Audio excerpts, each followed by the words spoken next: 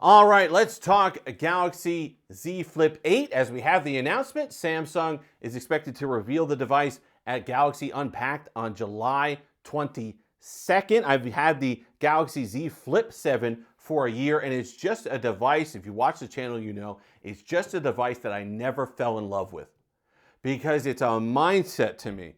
Samsung never understood, and doesn't understand to my knowledge yet, why people buy clamshell folding phones. This to me, while reliable and all the rest of it, just feels like a Galaxy S26 Plus that folds in half.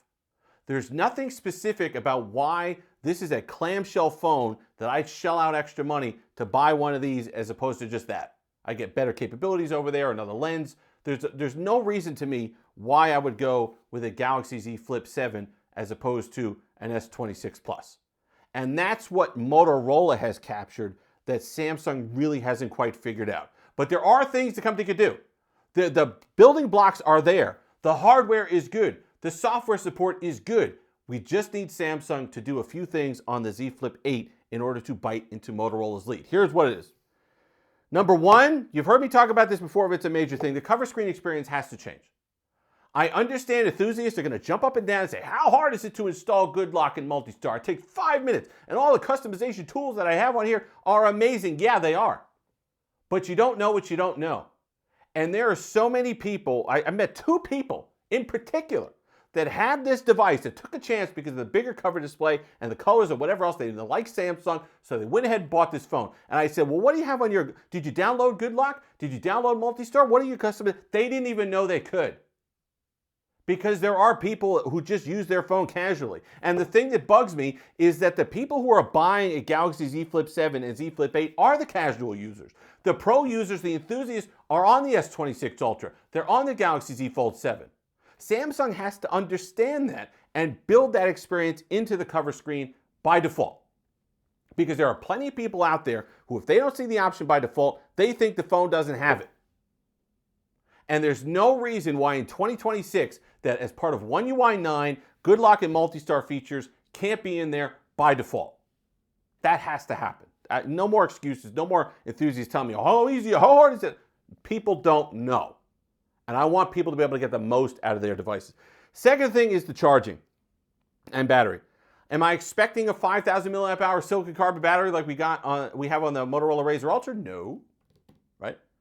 But 25 watt charging on a $1,100, $1,200 device is not happening. Not happening.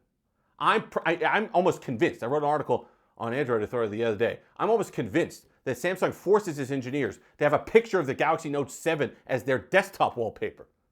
This company has to stop being traumatized. 45 watt charging and a bigger battery is the minimum I'm willing to accept on a Galaxy Z Flip 8, and I don't really think that's a bridge too far. There are some things that Samsung did right.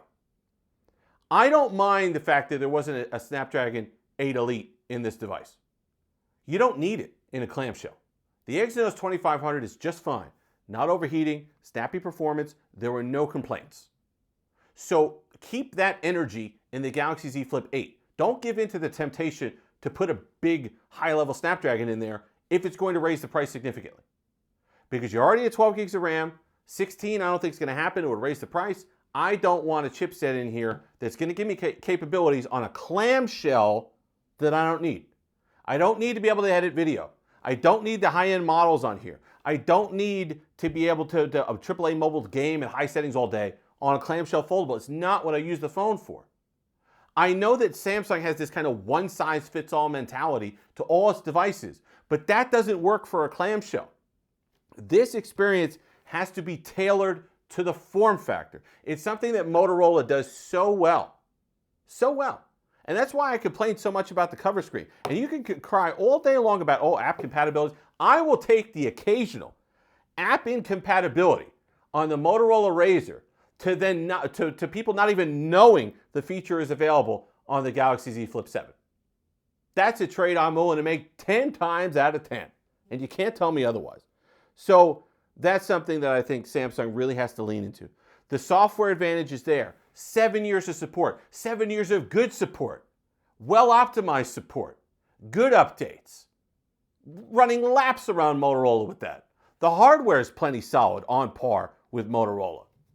The tools are there. That's what makes it so frustrating, in that I wanted to love this phone when it came out. I love the big cover screen, the larger cover screen finally on this. I love the fun colors that Samsung actually put some colors that people would want to buy on this phone. Those were all positives, but I just, no matter how much I used it, I just couldn't find myself falling in love with this device. And it has to do because it doesn't feel like a clamshell foldable. It doesn't feel like a different form factor. It just feels like another Galaxy that folds in half. And that to me isn't going to cut it.